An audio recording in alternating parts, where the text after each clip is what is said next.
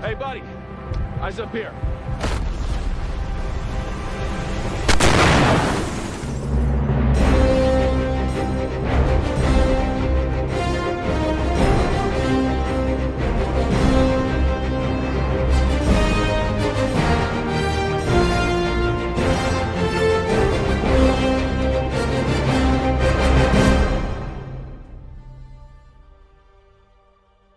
As it's Captain Walt over here, so I hope you guys are having a good Wednesday night. It's been a while since we made a video here.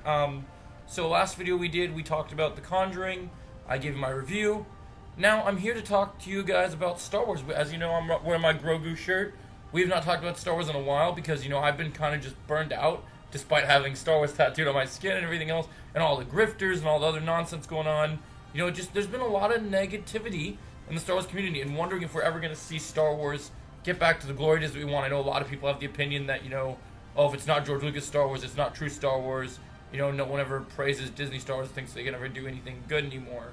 But I personally am, as I've discovered my new passion of being someone who gives criticism when criticism is due, and not becoming a grifter, not hating something because the color of someone's skin or because they're gay, lesbian, trans, any of that stuff. I'm looking at stories and how stories are made, how people are perceived, how acting is done. Those are the things I look for. So we have an update on, as you guys know who are big fans of Deadpool and Wolverine, apparently Sean Levy, director of Real Steel, The Atom Project, and of course Deadpool and Wolverine, has actually been working on a Star Wars film called Starfighter. And the Starfighter, they have the same cinematographer that did movies like Top Gun Maverick and F1. So we're going to get a real Starfighter experience in IMAX where you get to see, like, you're as close to being in the cockpits of these starships than ever. Like, I think that this is really cool. But it's not that this edition is exciting. What's more exciting is that we have an actual casting announcement for the characters. Now, I don't know really too much about the young kid that's accompanying Ryan Gosling in this movie. I was surprised that because Sean Levy likes to work with Hugh Jackman and Ryan Reynolds, I'm surprised that this movie doesn't feature Ryan Reynolds. But instead we get the other Ryan. We get Ryan Gosling as the lead star. He's going to be kind of the Han Solo mantle here. Looks like he's going to be a new pilot, maybe a Jedi possibly. And we got newcomers also joining this franchise. Apparently Maya Goth, Matt Smith, Aaron Pierre, and Amy Adams will all be joining. So let's break down these castings. So Amy Adams, I think, is going to play probably a role connected to Ryan Gosling, either one of the rebels or one of the advisors. Very awesome to see that we're getting big talent in this movie. Now, a lot of people are looking at this as desperation, because, like, oh, Disney, Star Wars has kind of been one of those franchises where they pick people who aren't known and make them stars. So is it kind of a red flag that they're picking people that are big stars and then adding them? And while I've been mostly numb to Star Wars, I do think that adding some of this A-list talent from a business standpoint makes sense, and I think it's a good idea. But I do agree that there is a little bit of it that feels a little desperate, personally. But I am excited about this. Amy Adams is great talent. I think she'll do great in Star Wars. Maya Goth is newer great talent, and I think she is probably going to play some sort of dark side villain. I think she'll be great. Matt Smith, I've been asking for Star Wars ever since Rise of Skywalker, where he was going to play young Palpatine. So I think that Matt Smith is definitely going to play a villain. I just don't know what kind of villain yet. I hope he plays someone intelligent, because he was great in Doctor Who, and I really loved him in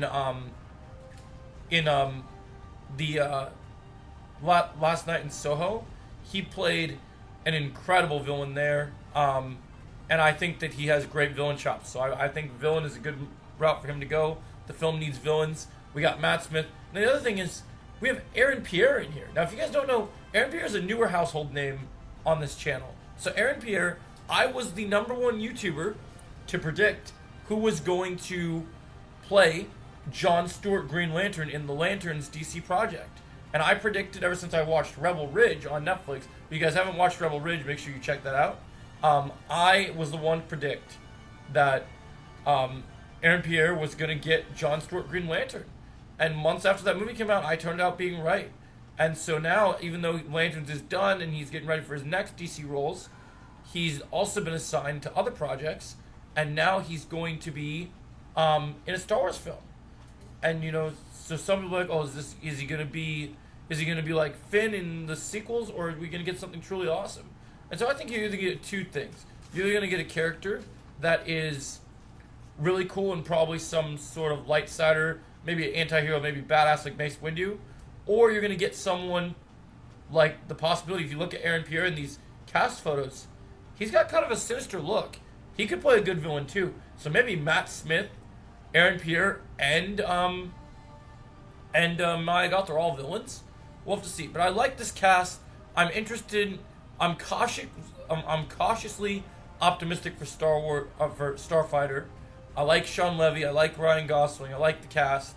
This does make me interested. I'm curious to see what everybody else thinks. Are you guys looking forward to Starfighter? Where are you guys at with the state of Star Wars? Let me know your thoughts in the comments below. And as always, I'll catch you in the next video. Thanks for watching, guys. Have a good day.